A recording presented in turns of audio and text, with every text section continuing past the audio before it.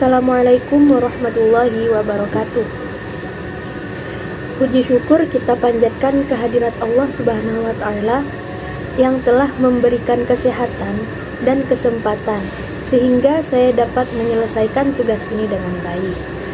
Perkenalkan, nama saya Rohmatul Aini, mahasiswi dari program studi pendidikan agama Islam dari Sekolah Tinggi Agama Islam Darul Hikmah.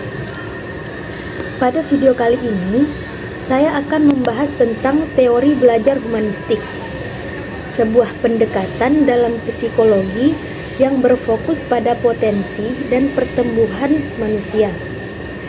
Video ini dibuat untuk memenuhi tugas dari mata kuliah belajar dan pembelajaran yang diampu oleh Bapak Junaidi, MPDI. Teori humanistik menjadi topik yang menarik karena ia menawarkan perspektif yang berbeda dalam memahami perkembangan manusia. Berbeda dengan pendekatan psikologi lainnya, seperti psikoanalisis atau behaviorisme. Teori humanistik menekankan pentingnya pengalaman subjektif, kebebasan memilih, dan aktualisasi diri sebagai puncak dari perkembangan manusia. Dalam video ini, saya akan menguraikan konsep-konsep utama dari teori ini, serta aplikasi dalam pendidikan dan kehidupan sehari-hari. Saya memilih topik ini karena saya yakin bahwa pemahaman yang baik tentang teori humanistik dapat membantu kita, baik sebagai pendidik maupun individu, dalam mengembangkan pendekatan yang lebih manusiawi dalam interaksi kita dengan orang lain. Proses pembuatan video ini melibatkan penelitian literatur yang cukup mendalam, serta upaya untuk menyampaikan materi dengan cara yang mudah dipahami dan menarik. Saya berharap video ini dapat memberikan pengetahuan baru dan memperkaya pemahaman kita tentang bagaimana teori humanistik dapat diterapkan dalam berbagai aspek kehidupan. Demikian perkenalan dari saya. Saya sangat menghargai waktu dan perhatian yang Anda luangkan untuk menonton video ini. Semoga materi yang disampaikan bermanfaat bagi kita semua. Baiklah, kita lanjut pada materi yang akan kita bahas pada kesempatan kali ini, yaitu tentang teori belajar humanistik. Teori belajar humanistik pada awalnya muncul atas dasar psikologi humanis. Psikologi humanis ini adalah pendekatan yang multifaset. Multifaset itu pendekatan yang dilakukan dari banyak sisi atau segi terhadap pengalaman manusia yang pusatnya adalah pada keunikan dan aktualisasi pada manusia tersebut. Tujuan belajar menurut teori humanistik adalah memanusiakan manusia. Proses belajar dianggap berhasil jika siswa memahami lingkungannya dan dirinya sendiri. Siswa dalam proses belajarnya harus berusaha agar ia mampu mencapai aktualisasi diri dengan sebaik-baiknya. Nah, apa itu aktualisasi diri? Nanti kita bahas di slide selanjutnya.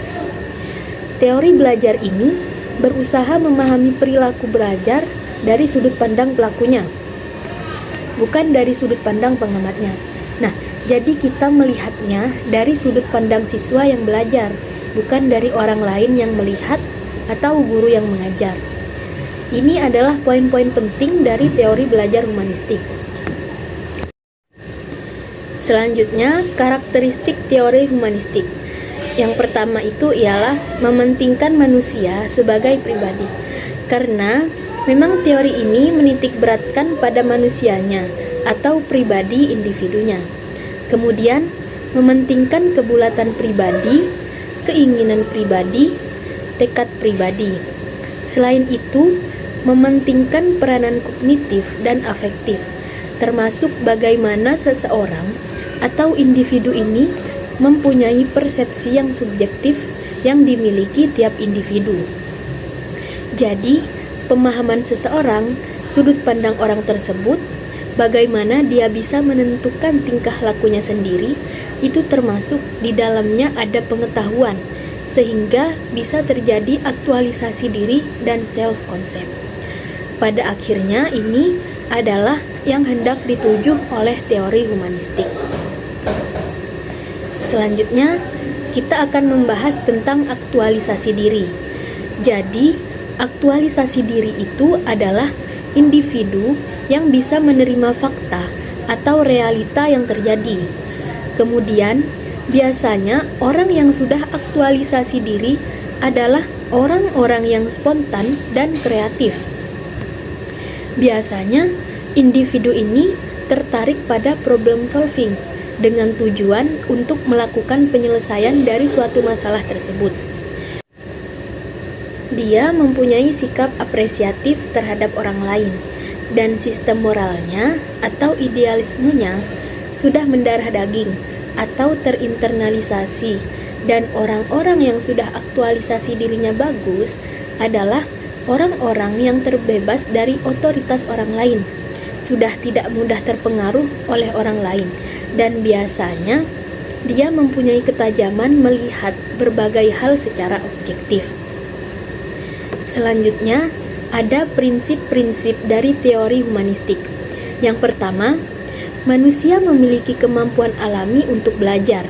Ini dipegang oleh para orang-orang yang mengikuti prinsip teori ini, bahwa setiap orang itu pada dasarnya punya kemampuan alamiah untuk belajar, dan belajar menjadi signifikan apabila apa yang dipelajari memiliki relevansi dengan keperluan mereka dan sesuai dengan bidangnya.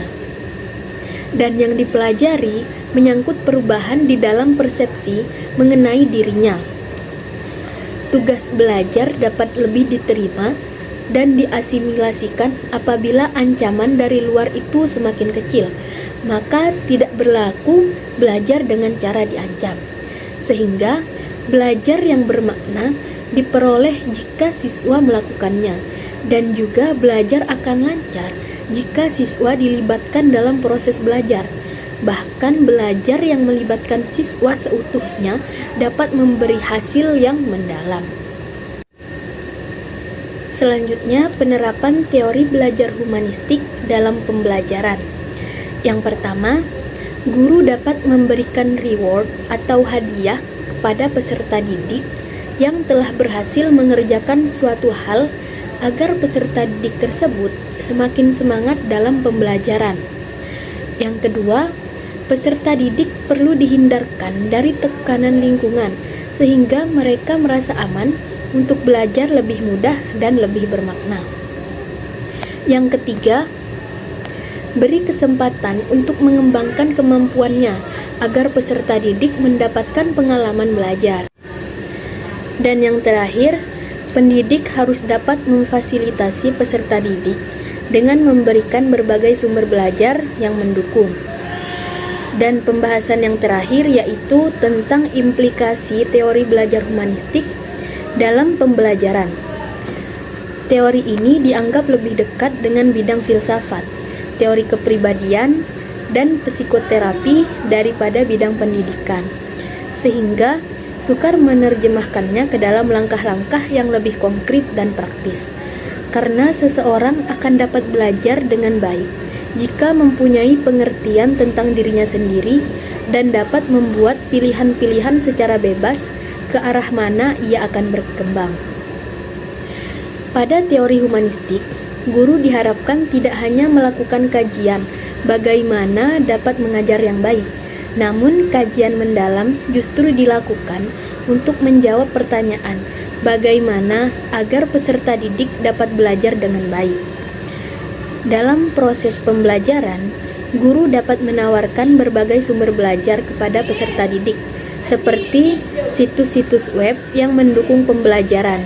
Dalam prakteknya, teori humanistik ini cenderung mengarahkan peserta didik untuk berpikir induktif, mementingkan pengalaman, serta membutuhkan keterlibatan peserta didik secara aktif dalam proses pembelajaran. Demikianlah pembahasan mengenai teori belajar humanistik. Seperti yang telah kita pelajari, teori ini memberikan pandangan yang unik tentang potensi manusia dan pentingnya pengalaman subjektif dalam proses belajar, dengan menekankan pada kebebasan memilih, pertumbuhan pribadi, dan aktualisasi diri. Teori humanistik menempatkan manusia sebagai pusat dari proses pendidikan. Dalam konteks pendidikan, pendekatan humanistik mengajak kita untuk menciptakan lingkungan belajar yang mendukung perkembangan individu secara holistik, di mana setiap siswa dihargai dan diberi ruang untuk mengembangkan potensinya. Teori ini mengingatkan kita bahwa pendidikan bukan hanya tentang transfer pengetahuan, tetapi juga tentang membentuk manusia yang utuh, yang mampu berpikir kritis, memiliki empati, dan berkontribusi secara positif kepada masyarakat. Semoga video ini memberikan pemahaman yang lebih mendalam tentang teori belajar humanistik dan menginspirasi kita semua untuk menerapkan prinsip-prinsip ini dalam kehidupan sehari-hari, baik dalam belajar maupun dalam mengajar. Terima kasih atas perhatian Anda. Wassalamualaikum warahmatullahi wabarakatuh.